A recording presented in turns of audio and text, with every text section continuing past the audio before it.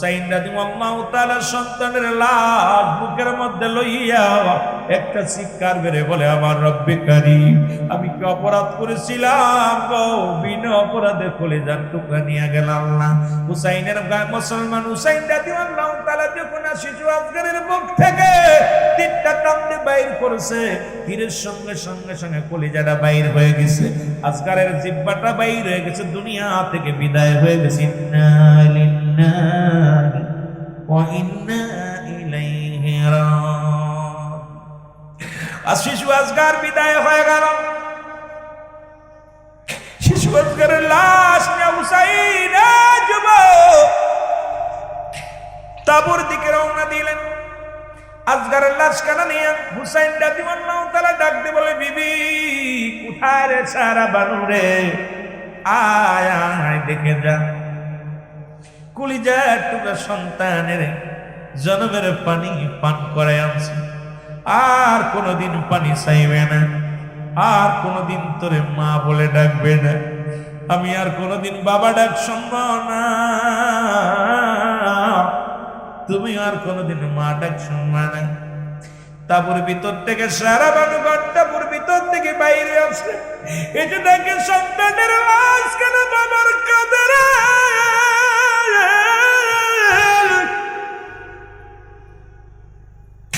একটা চিৎকার মেরে দিয়ে বলে, স্বামী, আমার স্বামী, আরে আমার আজকার কেন কত বলে না রে। টাকা দেখে আজকারের শিশু আজকারের জিহ্বাটা বাইর হয়ে গেছে, কলিজাটা বাইর হয়ে গেছে, চোখের পানি ছেড়ে ডাকতে বলে, পানের স্বামী রে, আমার আজকার আর বুঝি কোনোদিন মা বলে ডাকবে না, আর কোনদিন তোমারে বাবা বলে ডাকবে না, আর কোনদিন পানি চাইবে না। হুসাইন রাদিয়াল্লাহু তাআলা ডাক দে বলে, বিবি রে, আর জীবনে কোনদিন তোমার কাছে পানি চাইব না, আর কোনদিন আমার বাবা বলে ডাকবে না, তোমার মা বলে ডাকবে না। চিরবিদায়, চিরবিদায় রে, ডাকিতেছেন নবীজি আমায়, ডাকিতেছেন নবীজি আমায়, চিরবিদায় দাও হে বাবাজি, দাও রে, ডাকিতেছেন নবীজি আমায়, ডাকিতেছেন নবীজি আমায়, বলো চিরবিদায় দাও হে মা জননী, প্রাণের মা গো, ডাকিতেছেন নবীজি আমায়, ডাকিতেছেন নবীজি আমায়। মায়ের কান্না শুনেছে শিশু আজগরের কান্না রে। আকবর আলী বড় সালের নাম আলী আকবর। আলী আকবর তাবুর ভিতর থেকে বাইর হয়েছে, ডাক দেখায়, মা তুমি কেন কান্দো, বাবা কেন কান্দে? আলী আকবর বলে, মা গো তুমি কেন কান্দো? বলে, বাবা আকবর রে, দেখ তোর আলী আজগর আর দুনিয়ার মধ্যে নেই, আর কোনদিন তোরে ভাই বলে ডাকবে না, আর কোনদিন তোমারে মা বলে ডাকবে না, আর কোনদিন তোর বাবারে বাবা বলে ডাকবে না। ও আলী আকবর, তোমার ছোট ভাই আলী আকবর বিদায় নিছে রে।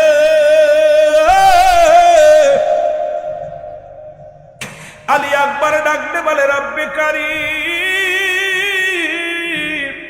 ভাই হয়ে ভাইয়ের রক্ত কেমনে সহ্য করো? ভাই হয়ে ভাইয়ের রক্ত দেখতে পারি না। এই দুনিয়ার মধ্যে যতক্ষণ পর্যন্ত দেহের মধ্যে জান আছে, বাতিলের সঙ্গে লড়াই করবো গো আমার আল্লাহ, আমাকে শক্তি দাও, আমাকে শক্তি দাও, আমি যাব যুদ্ধের ময়দানে বাতিলের সঙ্গে লড়াই করতে। আলী আকবর ডাকতে বলে, চিরবিদায় দাও হে মা জননী রে, ডাকিতেছেন নবীজি আমার। ডাকিতেছে নবীজি আমায়। আরো আমার সঙ্গে জোরে জোরে বলেন, চিরবিদায় দাও হে বাবা জিয়ামায়, ডাকিতেছেন নবীজি আমায়। বলো ডাকিতেছেন নবীজি।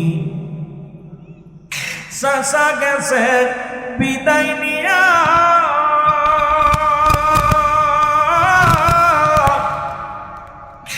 কালেমার দাওয়াত দিতে আইসা, জোরের ভাইকে দিছি বিদায় জনমের লাগিয়া রে,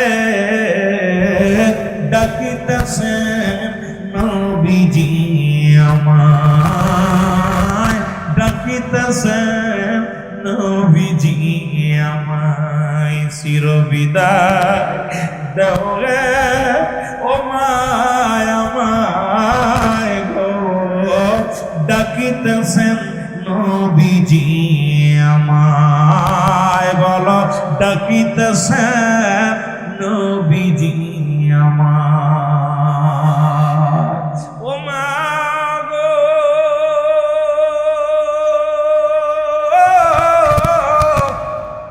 যাবো আমি ওই ময়দানে,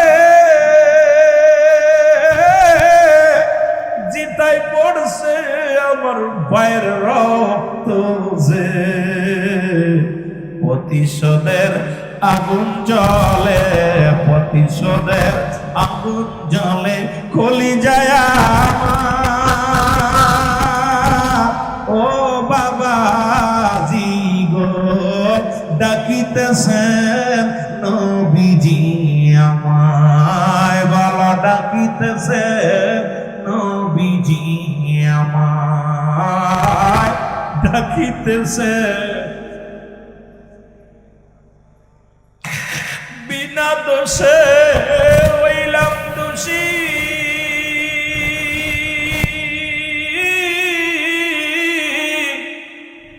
কেন হইলাম অপরাধী গো,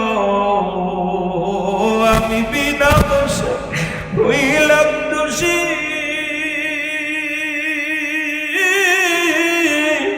কেন হইলাম অপরাধী গো। হারাইলাম জোরের ছোট ভাই, ও ভাই রে, ডাকিতেছেন নবীজি আমায়, ডাকিতেছেন নবীজি আমায়। আল্লাহুম্মা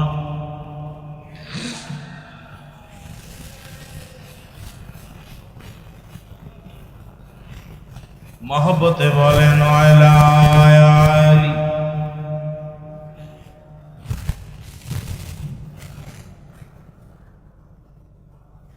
এই ভাইয়েরা আমার, বন্ধুরা আমার, আলী আকবর মায়ের সালাম দিয়া, বাবাকে সালাম দিয়া রে যুদ্ধের ময়দানে চলে গেলেন। অনেকগুলো সৈন্যের সঙ্গে মোকাবেলা হলো। দুনিয়ার মায়া ছেড়ে যাবার আগে পিপাসায় বড় ক্লান্ত হয়ে গেলেন। একজনই তাঁবুর মধ্যে আসলেন, ডাকতে বলে, জনম দুঃখিনী মা, রে একটু পানি আমাকে দাও মা, ও মা একটু পানি দাও, পিপাসায় বড় কাতর হয়ে গেছে। অনেকগুলো সৈন্যকে কতল করে দিয়েছি। সাহারা বানো ডাক দে, কয় আকবর রে, পানি যদি দিতে পারতাম তোর ভাইয়ের মরা লাশ দেখা লাগতো না। আমি মা হয়ে সন্তান হারাইয়া বড় পাগলিনী হয়ে গেছি রে বাবা আকবর, পিপাসার পানি যদি মিটাইতে পারতাম। আরে এত পানি জমিনের মধ্যে রে, ওই কারবালার ময়দানে একটু পানির জন্য ছটফট করেছে রে। ও যুবক, ও যুবক, একটু তেলের কান্ডা লাগা শোনো গো। ডাকতে বলে, আলী আকবর রে, পিপাসার পানি যদি দিতে পারতাম তোমার ভাই দুনিয়া থেকে বিদায় নিত না। আরে আমি বড় দুঃখিনী মা, সন্তান হারানো মা রে বাবা, পানি কোথা থেকে দিব? আলী আকবর কয় চির বিদায় গো মা, চির বিদায় দাও, দেখা হবে হাসরের ময়দানে, দেখা হবে হাসরের ময়দানের মা, আমার বিদায় দিয়ে দাও। আলী আকবর বিদায় নিয়ে আসলেন, অনেকগুলো সৈন্যকে হত্যা করে দুনিয়া থেকে চির বিদায় হয়ে গেলেন। আলী আকবরের মৃত্যু হয়ে গেল। ও মুসলমান, শাহাদাতের পেয়ালা পান করলো। সবাই বলেন ইন্না লিল্লাহি ওয়া ইন্না ইলাইহি রাজিউন। জোরে জোরে চিল্লা বলা যাবে না আল্লাহু আকবার। আলী আকবর দুনিয়া থেকে বিদায় হয়ে গেছে। সংবাদ পৌঁছে গেল হুসাইনের কানে। হুসাইন ডাকতে বলে, বিবি আর বসে থাকার সময় নাই। ও মুসলমান বাবারা, চারিদিকে যা শুরু হয়েছে, প্রস্তুতি নিলাম যুদ্ধে যাওয়ার জন্য। কখন যেন কোরআনের জন্য যাইতে হবে ময়দানে, কখন যেন হাদিসের জন্য যাইতে হবে ময়দানে। ব্যক্তির জন্য নয়, আমরা যাব হাদিস কোরআনের জন্য, সত্য ইসলামের জন্য। আমরা বুকের তাজা রক্ত বিলিয়ে দিব ময়দানে। জোরে বলেন ঠিক কিনা? আর একটু জোরে জোরে চিল্লায় বলেন ঠিক কিনা? এ মুসলমান, হুসাইন ডাকতে বলে,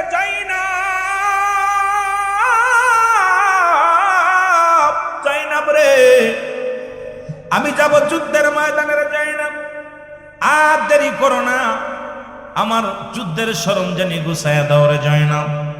কারণ সত্য ইসলামকে আগে টিকিয়ে রাখার জন্যে, নানার উম্মাতের জন্যে, কোরআনটাকে ধরা এই দুনিয়ার মধ্যে, এই কোরআনটাকে টিকিয়ে রাখার জন্য, হাদিসকে টিকিয়ে রাখার জন্য, আমার রাসূলের সত্য ইসলামটাকে টিকিয়ে রাখার জন্য আমি হুসাইন আর তাবুর মধ্যে থাকতে পারি না।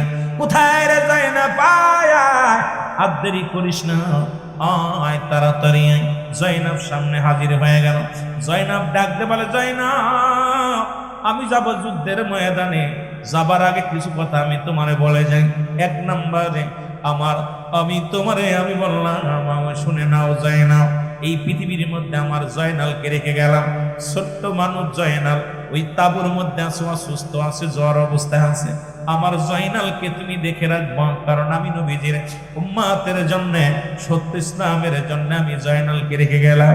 জয়নাল দূর থেকে শুনতে পেরে কয়, বাবাজি আমিও যাব যুদ্ধের ময়দানে।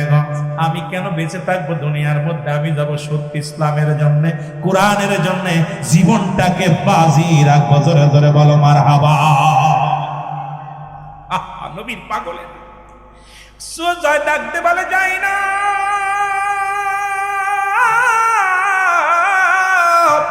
জাইনাব রে, আমি যুদ্ধের ময়দানে যাব, শুনে রাখো আমার সকিনাকে আমার লাশের পাশে যাইতে দিবা না।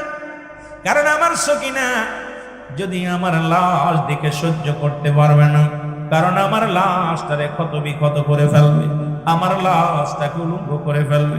আমাকে ওরা পৃথিবীর মধ্যে আমাকে লাঞ্ছনা করবে, আমার যন্ত্রণা দিবে রে হয় না। আমার সকিনারে আমার লাশের পাশে যাইতে দিবে না, আমার লাশ দেখে আমার সকিনা দেখ সহ্য করতে পারবে না। জাইনাব রে শোনো, আর কিছু কথা বলে যায়, যদি তুমি বেঁচে থাকো মক্কা মদিনায় যেতে পারো, পৃথিবীর কোন মানুষের কাছে আমাদের জন্য বিচার চাবা না। কারণ রাহমাতুল্লিল আলামিনের রওজার পাশে সালাম দিয়া আমি হুসাইনের নালিশখানা পৌঁছায় দিবা। পৃথিবীর কোন মানুষের কাছে আমাদের জন্য বিচার চাবা না।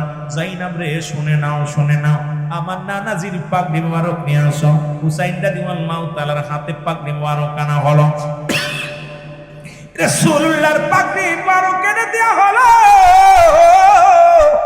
ও যুবক, দিলের কান্দা লাগা শোনো, পাগড়ি হাতের মধ্যে নিয়ে হুসাইন একটা চিৎকার মেরে বলে, নানাজি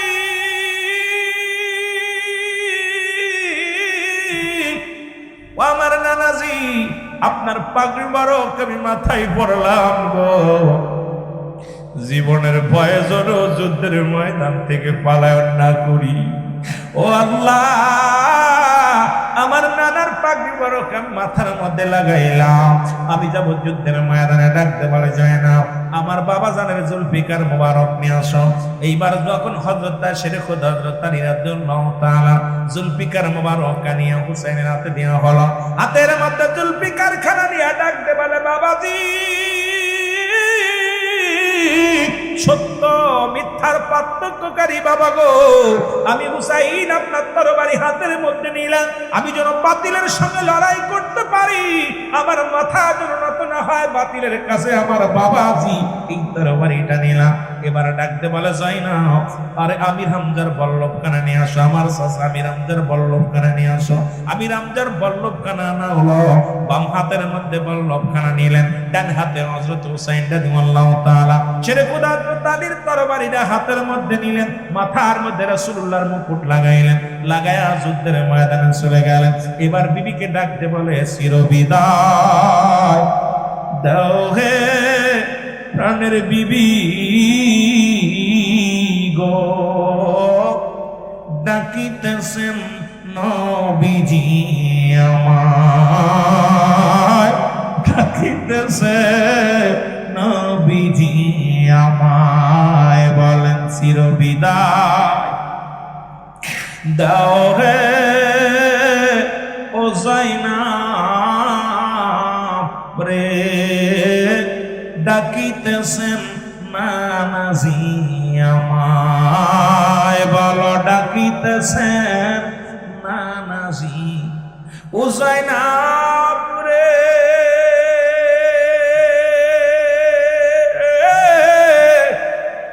কি অপরাধ ছিল ভাই, দিছে তার বিদায় করে, যায়নাব রে কি অপরাধ ছিল ভাই, দিছে তার বিদায় করে, কলিজার ধন গেছে রে বিদায়, ও যায়নাব রে ডাকিতেছে নানাজি আমায়, বলো ডাকিতেছে নানাজি আমায়, চিরবিদায় দেও হে সাদের বিবি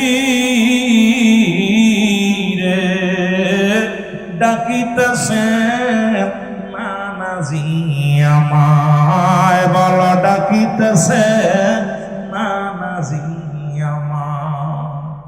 কুরআন ছিল মুখের বাণী,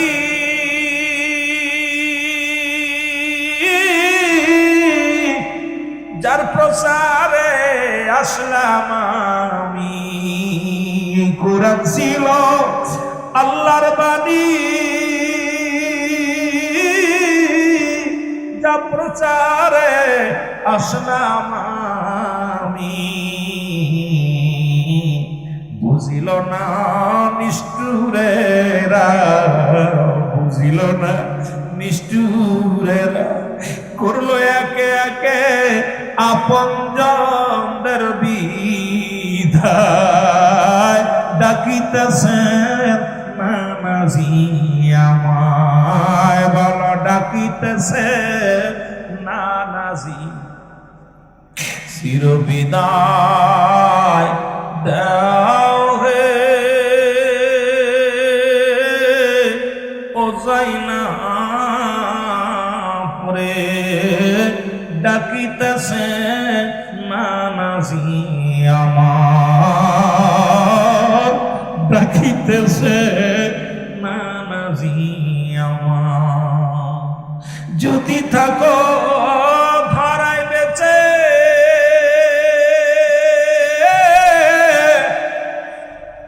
দিও না নালিশ কারুর কাছে, যদি থাকো ধরাই বেঁচে,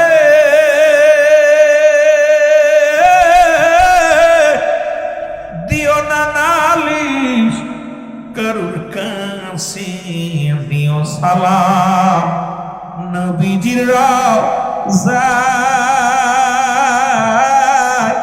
ও যায়নাব রে ডাকিতেছে নবীজি আমার ডাকিতেছে নবীজি আমার চিরবিদায় দাও হে প্রাণের বিবি রে ডাকিতেছে নবীজি আমায় ডাকিতেছে রাসূল আমার আল্লাহুম্মা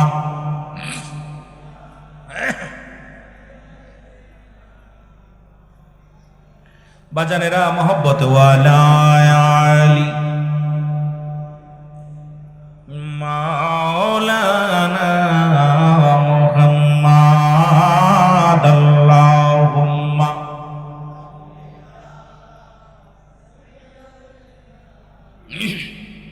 লানা মুহাম্মদ আলা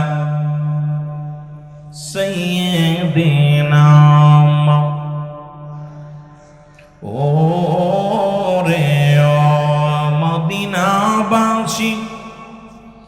ও ভাই তোমরাই বড় ভাগ্যবান তোমাদের মাঝে আগমন করছেন দুজাহানের পয়গম্বর আল্লাহুম্মা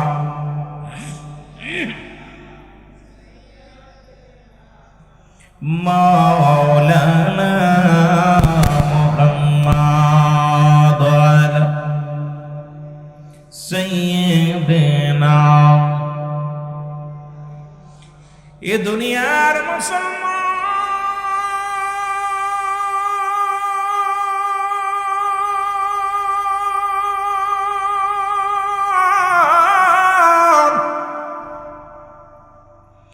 ইসলামের তারক পাও খইয়া হুসাইন চলে গেল অনেকগুলো সন্ন্যার সঙ্গে মোকাবেলা করলেন ও যুব হুসেনের গায়ের মধ্যে ৭২টা তীরের আঘাত এই জমিনের মধ্যে হুসাইন রাদিয়াল্লাহু তাআলার গায়ের মধ্যে এই জমিনের মধ্যে যখন পড়ে গেলেন আক্রান্ত হয়ে গেলেন কারণ রাসূলুল্লাহর কাছে এক নম্বরে প্রিয় ছিল নামাজ যারা হুসাইন ইসলাম গ্রহণ করেছেন মুসলমান বাবারা আমাদের কাছে এক নম্বরে প্রিয় হলো নামাজ নামাজ রাসূলুল্লাহর কাছে 4টা জিনিস প্রিয় ছিল এক নম্বরে নবীর কাছে প্রিয় ছিল নামাজ 2 নাম্বার ছিল তার উম্মতগণ 3 নাম্বার ছিল তার বিবিগণ 4 নাম্বার হলো মুসলমান সুগন্ধি জিনিস এই 4টা জিনিস রাসূলুল্লাহর কাছে প্রিয় ছিল এক নম্বরে নামাজের প্রতি গুরুত্ব ছিল হুসাইন রাদিয়াল্লাহু তাআলা যখন জমিনের মধ্যে পড়ে গেছে রে নামাজের সময় হয়ে গেছে হুসাইন ডাকতে কয় নিষ্ঠুর সে মরে না শোন একটু সময় দাও আমাকে সালাত আদায় করতে দাও কারণ নামাজের সময় হয়ে গেছে আইরা মুসলমান যত কাজ থাকুক না কেন নামাজের সময় যখন হয়ে যাবে কারণ রাসূল বলছে আমি নবীর হাত ধরে জান্নাতে নিয়ে যাব যারা 5 ওয়াক্ত নামাজ 5 ওয়াক্ত সালাত সময় মতো আদায় করতে পারবে এই জন্য নামাজের প্রতি গুরুত্ব নাই আজকে নামাজ অনেক মসজিদ হয়েছে চাকচিক্কা নামাজে মুসল্লি পাওয়া যায় না মুসলমান শুনে নাও রাসূলুল্লাহর সঙ্গে যদি জান্নাতে যাইতে চাও নামাজের দরকার আছে কিনা আর একটু জোরে জোরে চিল্লায় বলেন আছে কিনা ও যুবক তেলের কান্ডা লাগা শোনো হুসাইন ডাকতে বলে নিষ্ঠুর বাহিনী রে আমাকে একটু সময় দাও একটু সুযোগ দাও আমি 2 রাকাত নামাজ আদায় করি নামাজের জন্য তাগিদ দেওয়া না নামাজের জন্য অনুরোধ করলেন 2 রাকাত নামাজ পড়তে যাইয়া একটা নয় দুটি নয় মুসলমান এই দেহের মধ্যে 1টা 2টা তীর লাগালেন না এই দেহের মধ্যে 72টা তীর, এ মুসলমানের কুষ্ঠে তরবারি রাখা 33টা বল্লভের দাগ এই জমিনের মধ্যে লাগাই দিলেন তার গায়ের মধ্যে। হুসাইন সালাম ফিরে জমিনের মধ্যে পড়ে গেলেন। আর ডান দিকে সালাম ফিরে, বাম দিকে সালাম ফিরাইতে যায় আর ফিরাতে পারে নাই, এই জমিনের মধ্যে পড়ে গেছে। সঙ্গে সঙ্গে নিষ্ঠুর এজিদের সৈন্য শেমর আসিয়া হুসাইনের বুকের পরে বসলেন। যখন চেপে বসলেন, চেপে বসিয়া হুসাইন ডাকতে বলেন, নিষ্ঠুর শেমর রে, আমাকে মারিস না রে, আমারে মেরে তোর কি লাভ হবে, আমাকে বিদায় করে কি হবে রে, আমি তো দুনিয়ার সম্পদের গড়ার জন্য আসি নাই, দুনিয়ার রাজত্ব কায়েমের জন্য আসি নাই, এই দুনিয়ার মধ্যে সত্য ইসলামের দাওয়াত দিতে আমার অপরাধ, আমি আমার সত্য কোরআনের বাণী প্রচার করি, এটাই কি আমার অপরাধ? আমি তোমাদের কোনো ক্ষতি করি নাই, আমি সত্য রাসূলুল্লাহর সত্য কোরআনের দাওয়াত লা ইলাহা ইল্লাল্লাহু মুহাম্মাদুর রাসূলুল্লাহ, এই বাণী প্রচারের জন্য আমি জমিনের মধ্যে আল্লাহ পাঠিয়েছে, আমি রাসূলের সত্য ইসলামটাকে তোমাদের জানাতে এসেছি। আমি তো কারোর ক্ষতি করি নাই, কারণ আমি তোমার সম্পদ মেরে খাই না, আমাকে মেরে তোদের কি হবে? এক একটা কোষা দিতে লাগলেন বুকের মধ্যে বল্লভ দিয়া রে। হুসাইন ডাকতে বলে, ইয়া মুহাম্মাদান, ইয়া মুহাম্মাদান, নানাজি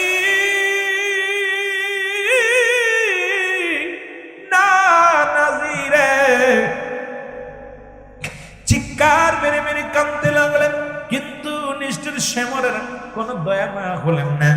হুসাইন বলে না, হুসাইন ডাকতে বলে, শেমরের তোর দিলে মায়া নাই, কারণ আমার নানা জান আমাকে একদিন বলেছিল, আমি স্বপ্নের মধ্যে দেখেছি রে, আমার নানা বলেছে হুসাইন মক্কা মদিনা ওই কুফা নগরে কালো ডোরা কাটা কুকুর তোমার পায়ের মধ্যে কামড় দিছে, আমি বুঝতে পেরেছি রে তুই সেই কালো ডোরা কাটা কুকুর, তোর দিলে কোনো মায়া নাই, তোর দিলে কোনো দয়া নাই, তুই আমাকে মেরে ফেলবি রে। কিন্তু নিষ্ঠুর, আমাকে মেরে কি পাবি রে? আমাকে মেরে কোনো কিছু পাবি না, আমার নানাজির সত্য ইসলামের দাওয়াত আমারে দিতে দিলি না রে। আরে নিষ্ঠুর রে, এই জমিনের মধ্যে আমার ইসলাম প্রচারের জন্য আমাকে একটু সুযোগ দিলি না রে, আমাকে বিদায় করে দিলি। কিন্তু নিষ্ঠুর অনেকগুলো বুকের মধ্যে বল্লভ দিয়া খোসা দেয়। হুসাইন কান্দে, ইয়া মুহাম্মাদা, ইয়া মুহাম্মাদা, জোরে জোরে চিল্লায় বলা যাবে না আমার আল্লাহু আকবার। এ আমার ভাইরা, আমার বন্ধুরা, কিন্তু হুসাইন মৃত্যুবরণ করে না, লোভে পড়ে গেলেন। এই লোভে পড়িয়া কি করলেন আমার বাবা না, আমার হুসাইনের গলার মধ্যে ছুরি দিয়া ফুসাইতে লাগলেন, জোরে জোরে ফোঁস লাগায়। হুসাইনের কালনা কাটতে পারে না, পশম কাটতে পারে না, ডাকতে বলে, ভয় বসে মর, আমার গলাটা কাটবে না রে। এই গলার মধ্যে সুমো দিছে রহমতের নবী, রাহমাতাল লিল আলামিন। জোরে জোরে চিল্লায় বলা যাবে না মারহাবা। এর ধীরে ধীরে চালাও ছুরি, ধীরে ধীরে আমারি গলায় জাইনাল আবেদিনের কান্না শুনতে দেও আমায়। বলেন, জাইনাল আবেদিনের কান্না শুনতে দেও আমায়। বলো, ধীরে ধীরে চালাও ছুরি, ধীরে ধীরে আমারি গলায়, এ গলাতে দিছেন চুমা আমারি নানায়। বলেন, গলাতে দিছেন চুমা আমারি নানায়। অনুনায় বিনয় করি নিষ্ঠুর তোমারে, আমার নবীর উম্মতের কে দিবে রে দাওয়াত আমি মারা গেলে? আমার নবীর উম্মতের কে দিবে কালেমা প্রচার করে আমি মারা গেলে? কোথায় আছেন মোর নবীজি? আরে কোথায় আছেন হুসাইনি কারবালার ময়দানে ধীরে ধীরে চালাও ছুরি ধীরে ধীরে আমারি গলায় এ গলাতে দিছেন গো চুমা আমারি নানায় বলেন গলাতে দিছেন একটু জোরে জোরে বলেন গলাতে দিছেন চুমা আমারি নানায় এই দুনিয়ার রং তামাশা চাইনি কিছু আমি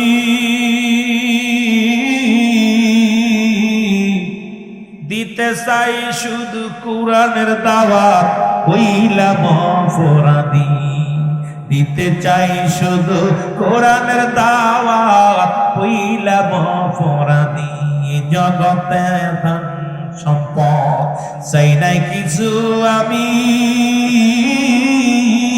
কোরআনের দাওয়াত দিতে চাই অপরাধী হইলাম আমি কনিষ্ঠর গণনায় বিনায় করি অনুনায় বিনায় করি আমি তোমারে জয়নাল আবেদিনের কান্না শুনতে দেওয়া আমারে রে জয়নাল আবেদিনের কান্না শুনতে দেওয়া আমারে ধীরে ধীরে চালাও ছুরি ধীরে ধীরে আমারি গলায়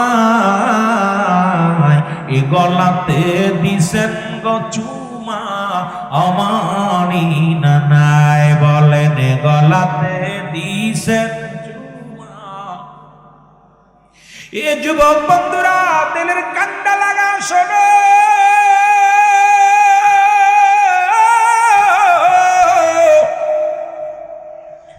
নিষ্ঠুর শ্যামরের দেলে কোনো দয়া হয় নাই মায়া হয় নাই চির বিদায়ের জন্য বড় চেষ্টা করতে লাগলেন হুসাইন দেখে কে বারণ করে কাজ হবে না জিতু আর কষ্ট সহ্য করতে পারি না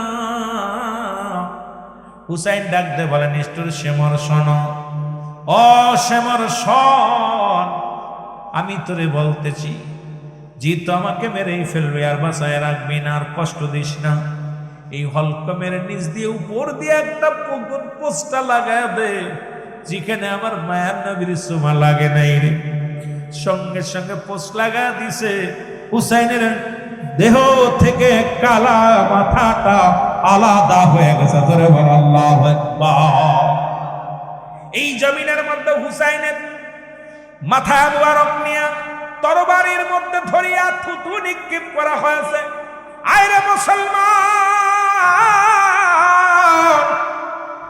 হুসাইনের মাথার মধ্যে থুতু মুবারক মারা হয়েছে হুসাইনের কাটা দেহর মধ্যে 70টা ঘোড়া চালানো হয়েছে হুসাইনের গোশতগুলো জমিনের মধ্যে টুকরা টুকরা হয়ে গেছে ওই গোশতের মধ্যে ইয়া মুহাম্মাদান আওয়াজ বাইর হইছে নবীর আজকে পাগল হইয়া এই জমিনের মধ্যে রক্তের কোনা দিয়া হুসাইনের রক্ত জমিনের মধ্যে পড়েছে এই রক্তের ভিতর থেকে ইয়া মুহাম্মাদান নানাজি বলে চিৎকার মেরেছে ও যুবক বন্ধুরা সব শুধু তাই নয় রে হুসাইনের পণ্যের কাপড়টা পর্যন্ত খুলে নিয়েছিল হুসাইনের গায়ের পণ্যের কাপড় খুলিয়া বেইজ্জতি করেছে ও মুসলমান শুনে নাও আমার যুবক ভাইরা বড় কষ্ট যুবক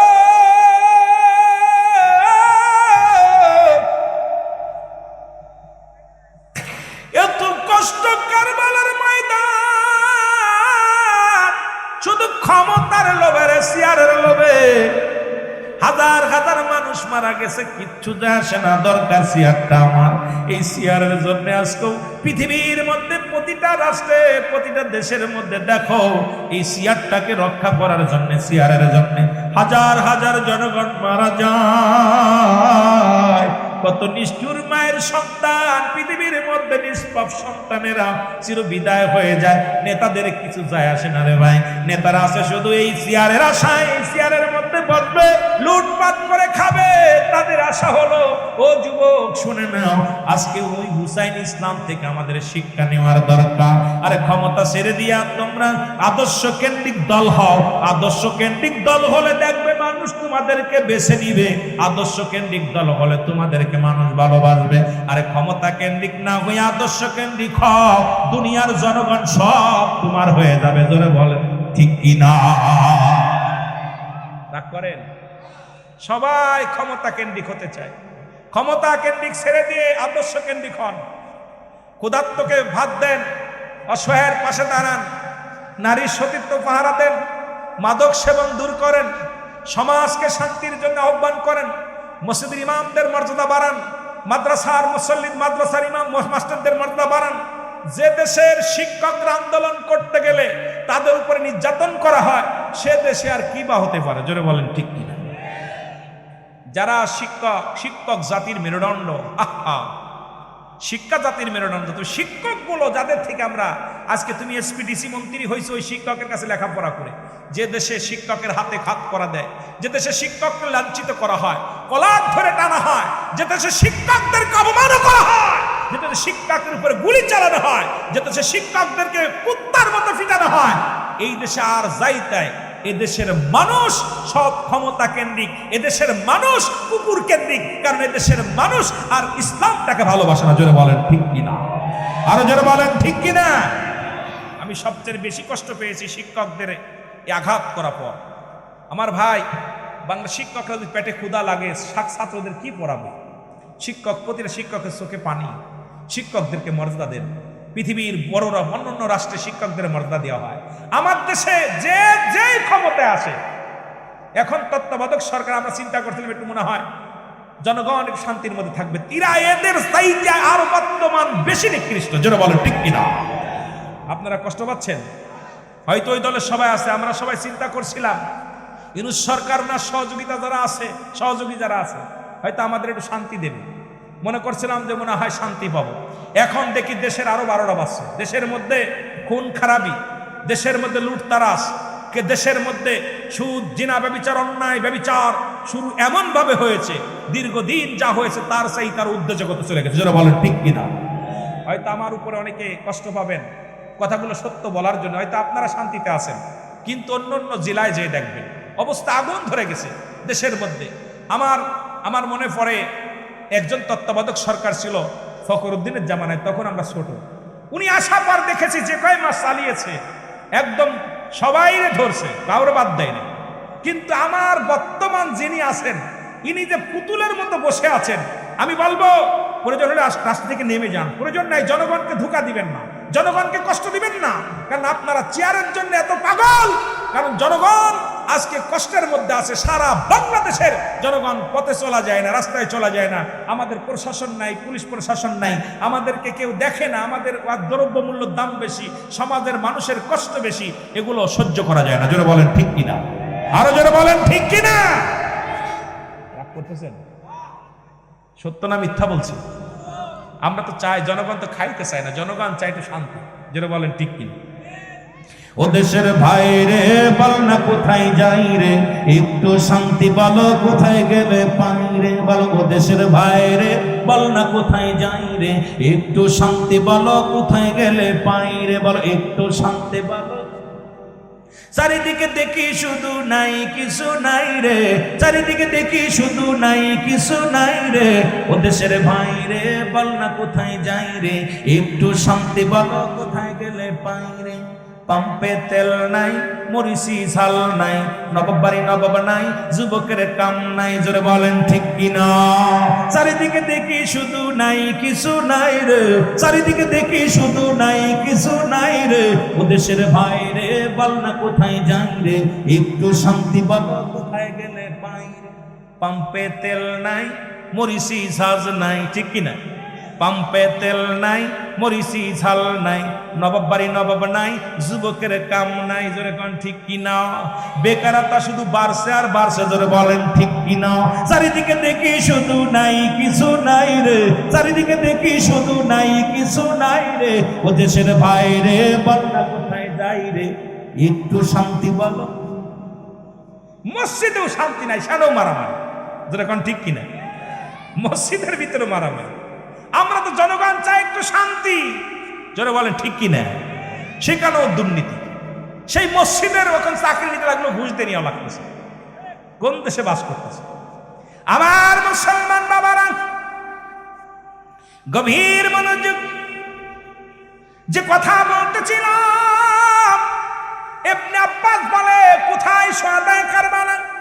যেহেতু আমার আলোচনা দিস ওদিকে, এত লম্বা আলোচনা কত শর্ট করা যায়?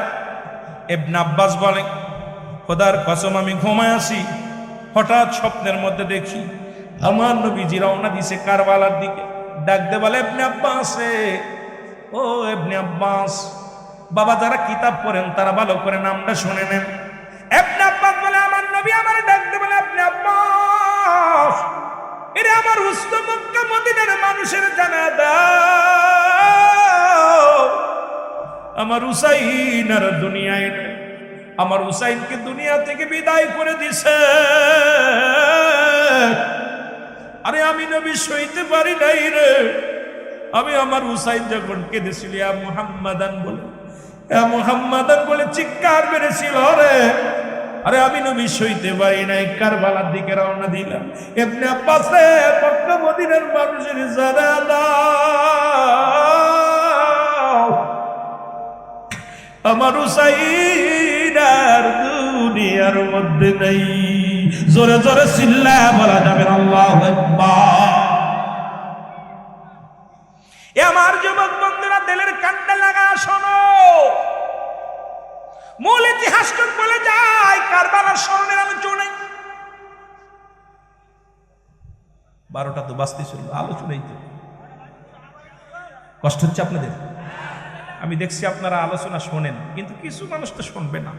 ওয়াজ আমার দরকার ছিল, যেহেতু এত সুন্দর একটা বিষয় দিয়েছে, বিষয় আলোচনা করা অনেক বড়। এই আলোচনা শুরু করতে গেলে 2-4 মাস একবার শেষ করা সম্ভব না, এত সহজ না, ছোট না। এ আমার ভাইয়েরা, আমার বন্ধুরা, আমার সার আলোচনা, মূল আলোচনাটুকু আমি বলে যাই, সার মর্মটুকু বলে যাই।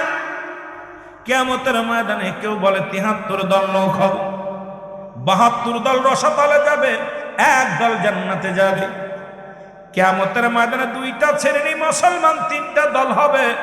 ভালো করে জেনে নেন, ভালো করে লেখে নেন।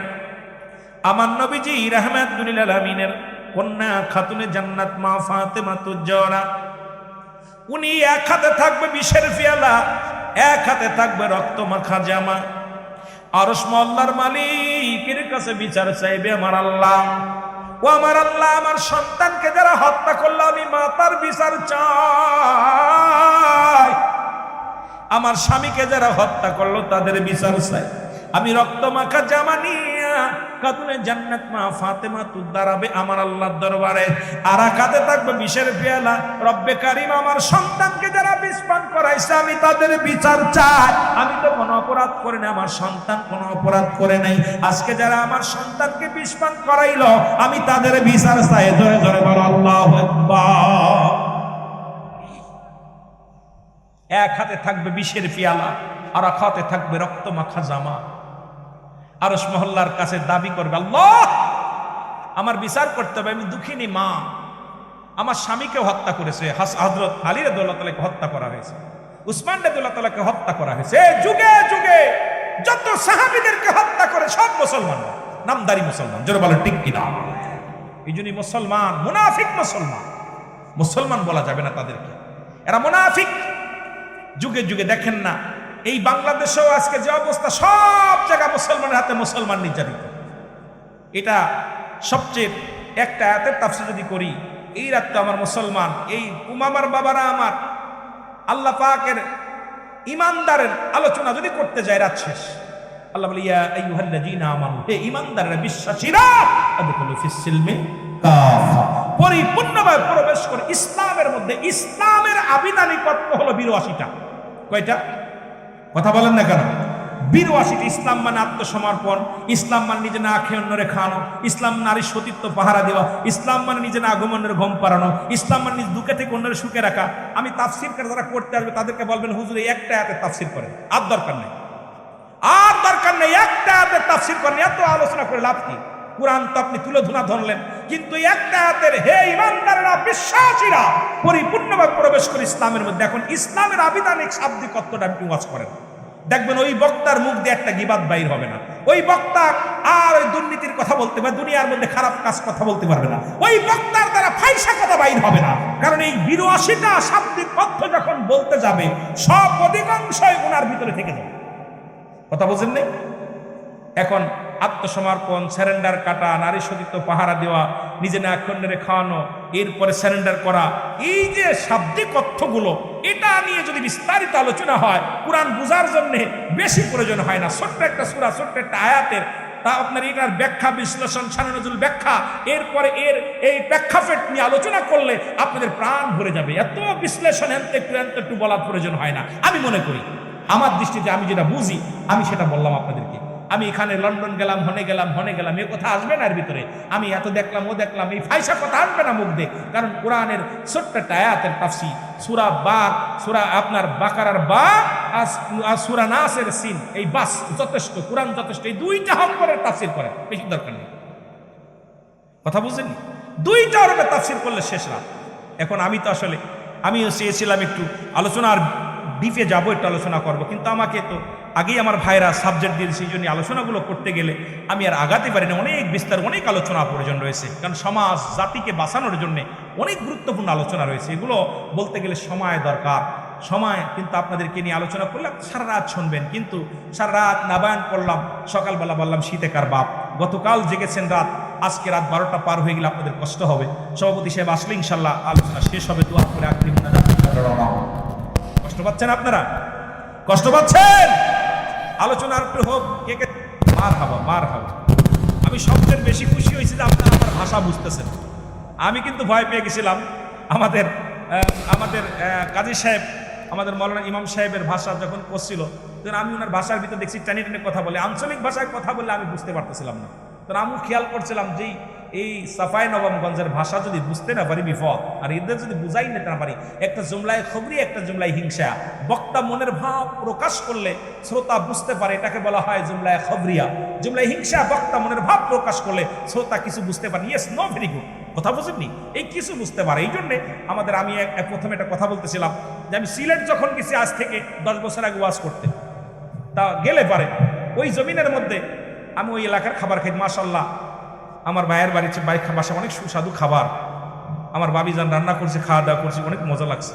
তো যেটা বলতেছিলাম, খানা খাইতে গেছি, ওই দেশের খানা ভালো লাগে না। যারা সিলেট গেছেন জানেন তো খাবার ভালো না, ওই খাবারগুলো মজা লাগে না, পানি পানি খাবার, খাওয়ার পর বমি বমি ভাব হচ্ছে।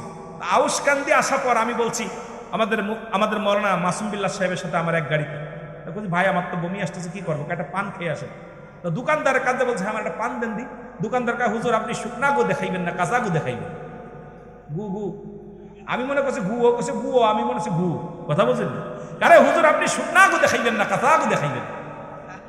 আমি চিন্তা করলাম 360 জন আউলিয়া সিলেটের জমিনে আসছে, আর এরা আলেমদের সঙ্গে বিয়াদবি করে। আমি কি বলো? হুজুরা তো রাগেন কেন? ওই শুকনা গু দেখাইবেন না কাঁচা গু দেখাইবেন? কথা বলছেন? আমি চুপ করে দাঁড়াই আছি। মাসুম বিল্লাহ বুঝতে পারছে ভেজাল বাচ্ছে, উনি তাড়াতাড়ি আইছে, কয়ে ভাই শুকনা গুদেই দেন। আমি বলছি ভাই আমি খাবো না, পান খাবো না। মাসুম বিল্লাহ যে কই শুকনা দেন, আমি বলছি ভাই আমি খাবো না। ও দোকানদার বুঝতে পারছে এডা ওই দেশের লোক রে, এই দেশের লোক না। আরে হুজুর গু না গুয়ো সুপারি। আমি ওই দিন কান ধরছি, জীবনে যার শুকনাটাও খাবো না, কাঁচাটাও খাবো না, পেঁচ মেরে যাবো কোন জায়গায় গেলে। ওই দিন কান ধরার পরে এখন পান সামনের পর আইলে কিন্তু মন চাই খাইতে একটা, আবার চিন্তা করি কোন জায়গায় শুকনাটা খাবো, কোন জায়গায় কাঁচাটা খাবো, দরকার নেই। কথা বলছেননি? এদেশে এক দেশের গালি এক দেশের বলি, মাঝে মাঝে আমার মনে পড়ে। এই জন্য সব আপনাদের দেশে আইসি, আর একটু ঘোরাঘুরি করলে আরো আপনাদের ভাষা বুঝতাম, তখন মজা লাগতো আরো আপনাদের ভাষায় কথা বললে। তবু চেষ্টা করতেছি, বাকিটা আল্লাহ পাক ভালো জানে। মারহাবা বলেন না? একটু মহব্বতে বলেন মারহাবা। মহব্বতের সঙ্গে দুরূদ শরীফ পড়েন আল্লাহুম্মা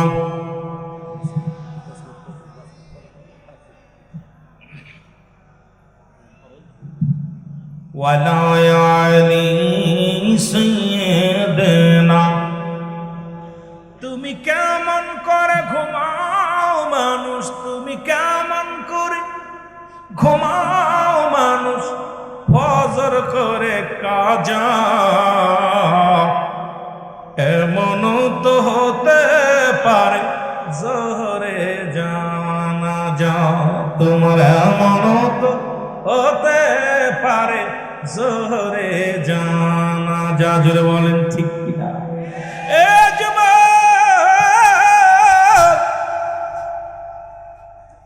আমার আল্লাহর দরবারে কান্দে ফাতেমা মাবুদ গো মাবুদ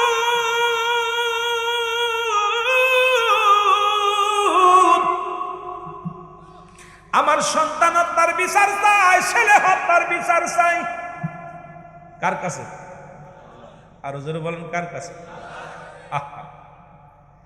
রব্বে কারিম ডাক দে বলে নবীজিকে ইয়া রাসূলুল্লাহ ইয়া হাবিবাল্লাহ আমার দোস্ত আমার হাবিব আপনি কান্দেন ইয়া রব্বি হাবলি উম্মতি আপনার কন্যা কান্দে বিচারের আশায় আপনি বলে দেন আমি বিচার করব না মাফ করব সুবহানাল্লাহ আর একটু জোরে এরে মুসলমান নবীজি আমার সঙ্গে সঙ্গে খাতুনে জান্নাতে ফাতেমার সামনে হাজির হয়ে যাবে ডাকতে বলে ফাতেমা রে তুমি কেন কাঁদছো ফাতেমা বলবে আব্বা জান আপনি কি দেখতে পান না মায়ের সামনে সন্তানের রক্ত মাখা কাপড় আমি জনম দুঃখিনী মা আমার সন্তানের রক্ত মাখা জামা আমি সইতে পারি না আমার সন্তানকে বিষপান করায় হত্যা করেছে বাবা গো আমি সহ্য করতে পারি না আমার স্বামীকে হত্যা করেছে আমি বিচার চাই আমি ফাতিমা বিচার চাই আমার নবী কান্দে কয় ফাতিমা রে আমি নবী উম্মতের কান্ডারি উম্মতের দরদি আর এই দুনিয়ার মধ্যে আমি নবী উম্মতের মায়ের জীবনে খাইলাম না উম্মতের মায়ের জীবনে ঘুমাইলাম না সারা জীবন কষ্ট করলাম ইয়া রব্বি গাবলি উম্মতি বলি আরে ফাতিমা আজ যদি তুমি আমার উম্মতের বিচার দাবি করো আমার উম্মত কেমনে হবে পার মা ফাতেমা কয় আব্বাজি আপনার উম্মতের জন্য আপনার চোখের পানি এত পরে আপনার কি হাসান হোসেনের জন্য মায়া লাগে না আমার নবী কয় না রে ফাতেমা না আমার উম্মা আমার হাসানের জন্য মায়া লাগে না হুসেনের জন্য কান্দি না আমি তোমার জন্য কান্দি না আলীর জন্য কান্দি না আমি কান্দি আমার পাপী উম্মতের জন্য আমার নবী বলার সঙ্গে সঙ্গে ফাতেমা আব্বা জান আপনি আপনার উম্মতের এত ভালোবাসেন আমার নবী কয় ফাতেমা রে আমার জানের চাইতে আমার উম্মত বড় প্রিয় আমার মা ফাতেমা ডাক দে আব্বা জান আপনার উম্মতের জন্য আমার সন্তানদের আমি কুরবানি করে দিলাম জোরে জোরে চিল্লায় বলা যাবে না সুবহানাল্লাহ এমন সময় একদল লোক আসবে বলবে নবী গো আমাদেরকে দয়া করেন নবী গো নবী বলবে তোমরা কারা ভালো করে শুনবেন সারমর্মটুক শুনে নেন এত লম্বা আলোচনা শুনে লাভ নাই মূল কথাগুলো আমাদের জানার দরকার বলবে তোমরা কারা বলি ইয়া রাসূলুল্লাহ ইয়া হাবিবাল্লাহ আমরা হুসাইনের পক্ষেও ছিলাম না ইয়াজিদের পক্ষেও ছিলাম না আমরা নিরপেক্ষ ছিলাম আমরা যুদ্ধেও যাই না ওর পক্ষ নিনের পক্ষেও যাই না আমরা নিরপেক্ষ ছিলাম আমার নবী বলে উম্মতিরা রে ও আমার উম্মতিরা আমার হুসাইনকে যখন হত্যা করেছিল তোমরা যদি আমার হুসাইনের পক্ষে থাকতে এইভাবে আঘাত করতে পারতো না আমি নবী আজকে তোমাদের তরণের জন্য বলবো না বাধাও দিব না তোমরা দূর হয়ে যাও তোমরা দূর হয়ে যাও আমি নবী সুপারিশ করব না তোমাদের পথ তোমরা দেখো আমি নবী নিরপেক্ষ থাকবো আরেক দল এসে বলবি ইয়া রাসূলুল্লাহ ইয়া হাবিবাল্লাহ নবী গো আমাদের একটু দয়া করেন বলে তোমরা কারা বলে আমরা ইয়াজিদের পক্ষে ছিলাম কিন্তু হুসাইনের গায়ে টিট মারি না হুসাইনকে আঘাত করি না ইয়া রাসূলুল্লাহ ইয়া হাবিবাল্লাহ আমরা ইয়াজিদের কিনা গোলাম ছিলাম আমরা তার চাকর ছিলাম কিনা কর্মচারী ইয়া রাসূলুল্লাহ তারপরে ইয়াজিদের গায়ে আমরা ইয়াজিদের পক্ষ নিলাম হুসাইনের মারি নাই আমার নবী কয় যাও যদি তোমার হুসাইন ওই রক্ত তো দেউনিয়া জমিনের মধ্যে পড়িয়া ইয়া মুহাম্মাদান বলে চিৎকার মেরেছিল আমি নবী রওজায় থেকে সহ্য করতে পারি নাই রে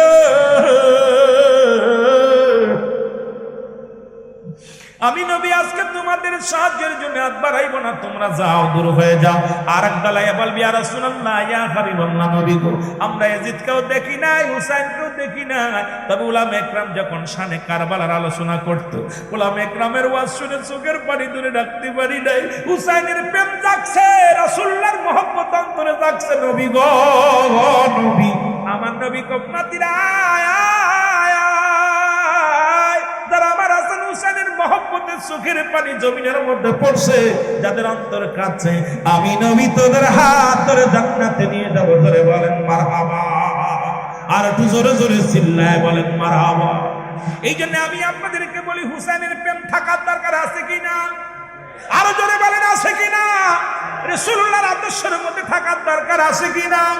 আমার নবীজির আদর্শ যদি মানতে পারি, আমি প্রথমেই বলেছিলাম হায়াতি খায়রুল লাকুম, নবীকে আমার হায়াতের জিন্দেগিটা আমার উম্মতের জন্য কল্যাণ স্বরূপ এই পৃথিবীর মধ্যে আগমন করেছে আমার উম্মতের জন্য। আমার উম্মতিরা যখন এই দুনিয়ার মধ্যে তাদের সঙ্গে চলাফেরা করেছি, কথাবার্তা বলেছি, আমার দেশের অনেক মানুষ কয় নবীও মানুষ আমরাও মানুষ, নবীরা হলো গুনাহ থেকে মুক্ত, আমরা গুনাহে যুক্ত। যারা নবীদেরকে নিয়ে যারা কটূক্ত করে, যারা নবীর সাহাবীদেরকে নিয়ে কটূক্ত করে, আমি অনুরোধ করব এদের আলোচনা শোনা হারাম, এদের আলোচনা শোনা যাবে না। আর যারা আমার নবীকে নিয়ে ব্যঙ্গ করে, রাহমাতুল আলামিনকে নিয়ে কটূক্ত কথা বলে, আম্মা জানদের নিয়ে কটূক্ত করে কথা বলে, নবীর সাহাবীদেরকে নিয়ে কটূক্ত করে কথা বলে, আমি আজকে আপনি উদাত্ত আহ্বান করে যাই, আজকের ময়দান থেকে আল্লাহর রাস্তে এই সমস্ত আলেমদের ওয়াজ শুনবেন না যারা নবীর দুশমন, যারা ওলি বা মুসলমান নবীদের দুশমন, সাহাবীদের দুশমন, নবীর বিবিদের দুশমন। এই দুশমনে আলেমদের আলোচনা শোনা যাবে না। জোরে বলেন ঠিক কিনা? ও কাম পায় নাই, আইয়া খালি নবীদের ভুল ধরে, আবু জেহেলের বাইরা ভাই আয়া সাহাবীদের ভুল ধরে। আর এক পাগলে দেখলাম, আজকে এক পাগলে দেখলাম ওয়াজ করতেছে, পাগলটা বলতেছে মা খাদিজাতুল কুবরা জীবনে এক ওয়াক্ত নামাজ পড়েনি, আল্লাহ সালাম দিছে, ঘরবাড়ি বানাইছে, জীবন রোজা রাখেনি, নামাজ পড়ে। কত বড় বুকার বুকা! আর এই খাদিজাতুল কুবরা মহিলাদের মধ্যে সর্বপ্রথম ইসলাম ধর্ম কবুল করেছে মা খাদিজাতুল কুবরা। সুবহানাল্লাহ বলেন। আরে কি পাগলে বলে, কি পাগল! আমি আশ্চর্য হয়ে গেলাম, যেগুলো কথা বলে কেমনে যে মা খাদিজার এক ওয়াক্ত নামাজ পড়ে, বলেন এই কথা দিয়ে মহিলারা শুনে ওরা তো নামাজ ছেড়ে দেবে। আরে এক ওয়াক্ত নামাজ কাজা দিলে 2,88,00,000 বছর এক হুদ্দা পরিমাণ, 80 হুদ্দা পরিমাণ জাহান্নাম। কাফের এবং মুসলমানদের মধ্যে পার্থক্য হলো নামাজ। তাও খাদিজা যদি নামাজ না পড়ে সে মুসলমান হলো কেন? কথা বলেন না কেন? আমার কথাই খেয়াল করছেন যে মা খাদিজা এক ওয়াক্ত নামাজ পড়ে নাই, মা খাদিজা জীবনে রোজা রাখে নাই, মা খাদিজা জীবনে হজ করে নাই। আর এই কথা যদি একটা আলেমের মুখে বাইর হয়, যার নামাজ কাফের এবং মুসলমানদের মধ্যে পার্থক্য, উনি ছিলেন অমুসলিম, রাসূলুল্লাহর হাতে প্রথম মহিলাদের মধ্যে প্রথম মুসলমান হলো আম্মা জান খাদিজাতুল কুবরা। এরপরে বালকদের মধ্যে হলো মুসলমান গভীর মনোযোগ শেরে খোদা হযরত আলী। আমার বাবারা, আমার এই চাকরদের মধ্যে এদের মধ্যে হলো আমার মুসলমান গভীর মনোযোগ। বালাইশি চাকরদের মধ্যে ছিল কি? আমার বাবারা। আর বুড়োদের মধ্যে ছিল হযরত আবু বকর সিদ্দিক রাদিয়াল্লাহু তাআলা আনহু। আনাস, যারা বলেন আল্লাহু আকবার। এই চাকরদের মধ্যে ছিল হযরত আনাস। একটু মহব্বতে বলেন আল্লাহু আকবার। এই একটু মহব্বতে জিকির করেন সুবহানাল্লাহ।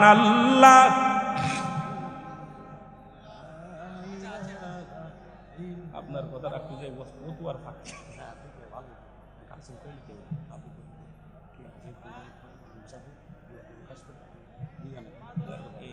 হবে না, মানে মেলা বসে রয়েছে ক্যাম্প করে তো খুব সময়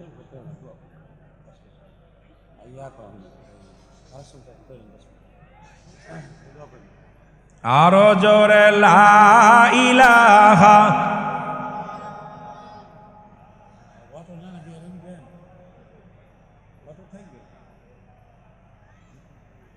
দেখছেন পোকা কি আন্দাজ?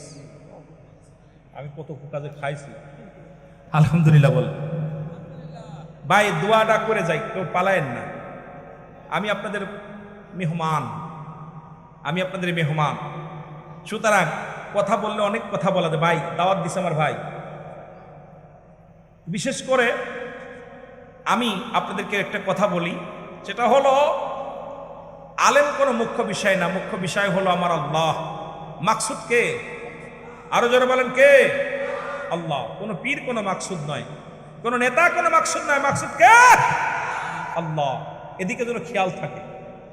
পৃথিবীর মধ্যে অসংখ্য মানুষ বাতাসের উপরে ভাসবে, পানির উপর দিয়ে ভাসবে, বাতাসের উপর দিয়ে চলবে, নামাজ তারা পড়বে না, তারা কাফের, নিঃসন্দেহে তারা কাফের। যেন বলেন ঠিক কিনা? এরা কি কাফের? সুতরাং নবীর বিবিগণ নামাজ পড়ে নাই, এই কথাগুলো বলতে গেলে আমি মনে করি সমাজে ফিতনা বাঁধা ছাড়া আর কিছু না। কারণ এই পৃথিবীর মধ্যে নবীজিকে পাওয়ার জন্য, ইসলামটাকে ভালোবেসে সব কিছু বিলিয়ে দিছে ইসলামের জন্য মা খাদিজাতুল কুবরা। সব কিছু দান করছে রাসূলুল্লাহর কদমে, শুধু জান্নাতের জন্য। জোরে বলেন ঠিক কিনা? আর সেই মানুষটাকে নিয়ে কথা বললে আমি মনে করি কষ্ট লাগে আমার, কার লাগে না জানি না, তবে আমার অন্তরে লাগে, ভাইয়ের লোক সবারই লাগবে অন্তরের ভিতরে। আমি মনে করি উদ্ভাট কোনো আলোচনা আমাদের করার প্রয়োজন নাই। সমাজে আজকে কি শুরু হলো, সমাজের মধ্যে যখন আম সমাজ এবং খাস সমাজ, আমার খাস যারা বোঝে না, আমি মনে করি এই পাগলগুলোর দিয়ে ওয়াজ করানো সম্ভব না, এই পাগলগুলো ওয়াজ না করা উচিত। আমার বাবারা, এই যে আপনারা বিভ্রান্তি করতেছে যে সমস্ত কথা, ইহা দ্বারা সমাজের ক্ষতি না লাভ হচ্ছে? যারা বলেন ক্ষতি হচ্ছে না লাভ হচ্ছে?